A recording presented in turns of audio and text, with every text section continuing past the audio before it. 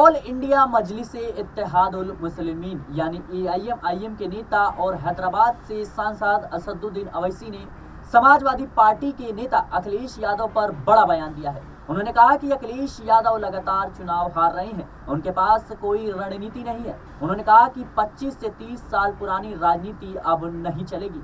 हैदराबाद से सांसद ने न्यूज एजेंसी से बात करते हुए इंक्लूसिव बातचीत में कहा कि जो बची कुची कसर बाकी थी वो कथित सेकुलर पार्टियों ने पूरी कर दी। इनको अल्पसंख्यक समुदाय के रिप्रेजेंटेंट से कोई मतलब नहीं है।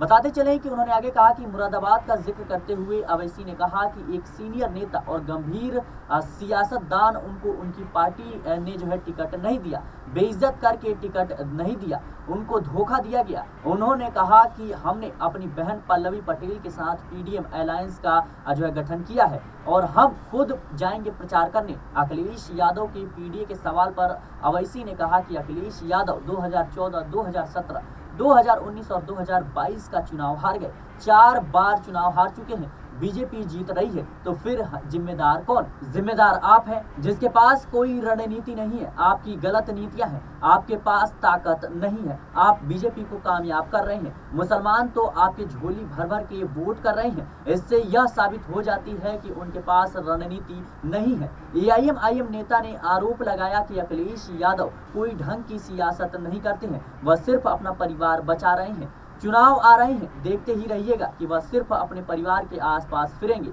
बीजेपी अगर जीत रही है तो वह सिर्फ उनकी गलतियों की वजह से जीत रही है। अवैसी ने कहा कि अखिलेश बीजेपी को शिकस्त नहीं दे पा रहे हैं, उनके पास वह रणनीति नहीं है कि जिसकी मदद से वो बीजेपी को हरा सकें। आप ही के पार्टी के एमएलए का पेट्रोल पंप तोड़ दिया जाता है और आप ही लोग गिरफ्तार होते हैं, लेकिन आप चुप रहते हैं। फिलहाल अवैसी ने लगातार अब अखिलेश यादव पर हमले बोलने शुरू कर दिए हैं। एक तरफ अखिलेश यादव ने पीडीए का नारा दिया है तो वहीं इसके जवाब में पल्लवी पटेल और अवैसी ने यूपी की सियासत में नया नारा दे दिया पीडीएम का, यानी पिछड़ा, दलित और मुसलमान।